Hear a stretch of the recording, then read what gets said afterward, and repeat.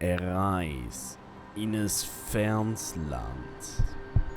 Fast alles Hab und Gut geht durch ihre Hand, weil China es bauen tut.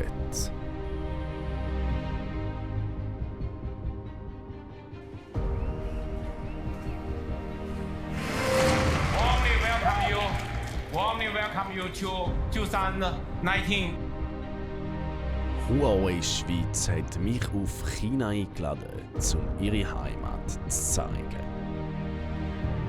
Angefangen hat es im Flagship Store. Dort haben sie uns Produktneuheiten wie das faltbare Mate X oder die Gentle Monster Sonnenbrille gezeigt.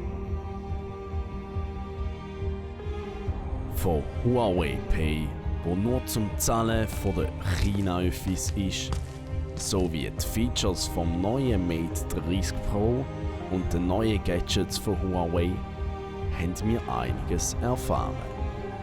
Das haben wir dann natürlich sofort angewandt. Und dann haben wir uns noch einen typisch chinesischen Bubble Tea gegönnt. Am Abend haben wir uns auf den Weg gemacht, um von der Heimatstadt mit mehr als 20 Millionen Einwohnern die Skyline anzuschauen.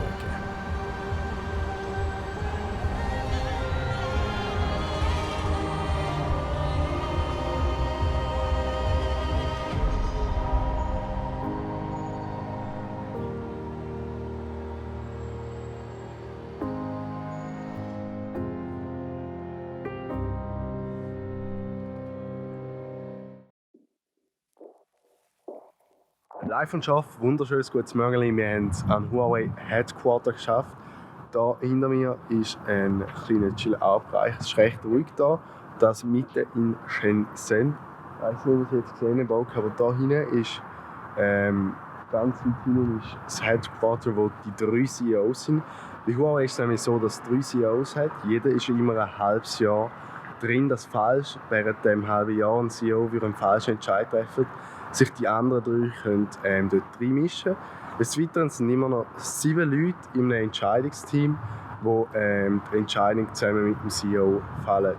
Und hier hinter mir sind die anscheinend bekannten Schwäne. Ich habe noch nichts von den schwarzen Schwänen von Huawei gehört, aber da sind sie.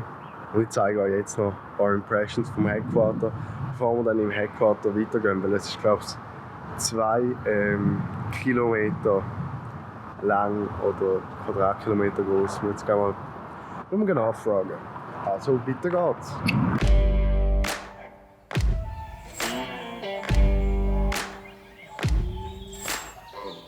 Das Headquarter in Shenzhen ist in mehrere Sektoren aufgeteilt. Zwischen den einzelnen Sektoren fahren die Busse hin und her. Hier haben wir seine griechische Kantine geschafft.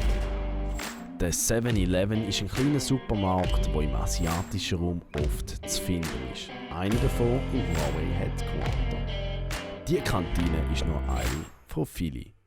Nachdem dass wir im legendären Hauptgebäude einiges über 5G-Netztechnologie erfahren haben, sind wir in einem der Huawei-Gebäude auf ein chinesisches Mittag eingeladen worden.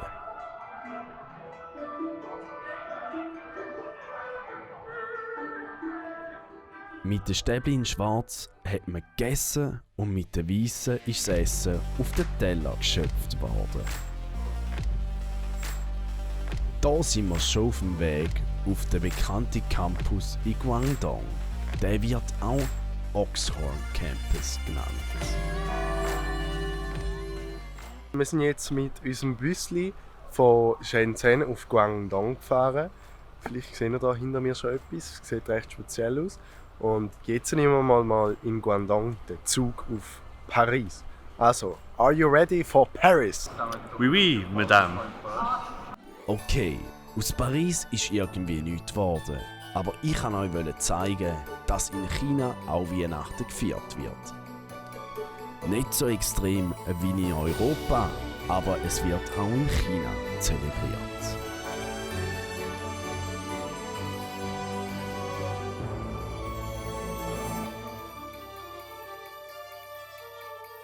Jetzt aber wieder zurück auf den Oxhorn Campus. Auf dem sehr europäisch aussehenden Campus haben wir eine Rundfahrt machen. Er sieht unter anderem so europäisch aus, weil Huawei Baumaterialien aus Europa importiert hat. Jetzt haben wir es sogar noch auf Heidelberg geschafft, also mal zumindest vor das Schloss Heidelberg. Kaum zu glauben, aber in diesen Gebäuden wird geschafft. Es sind Arbeitsplätze für die Entwickler. 17.000 Entwickler arbeiten auf dem Campus und es hat noch Platz für einige mehr. Damit Arbeiter schnell herumkommen, hat Huawei eine rote und eine orange Zuglinie. Das europäische Aussehen soll unter anderem die Entwickler inspirieren. Jetzt geht es wieder zurück auf Shenzhen. Hier haben wir die Aussicht über Shenzhen auf mehr als 400 Meter geniessen. Nachher haben wir eine Fototour durch die Stadt von Shenzhen gemacht, die Impressionen von der Stadt dürfen erleben und in den U-Bahnhöfen gesehen, dass dort eine ähnliche Sicherheit herrscht wie am Flughafen. It's a sad moment for the country. Am nächsten Morgen haben wir Shenzhen verloren. Das war Mark in Shenzhen. Hast du Lust auf Mark in Shanghai? Du kannst gerne ein Like da lassen oder meinen Kanal abonnieren. Ich freue mich, wenn du einschaltest, wenn es das nächste Mal Alive und Scharf heisst. Stay on the bridge.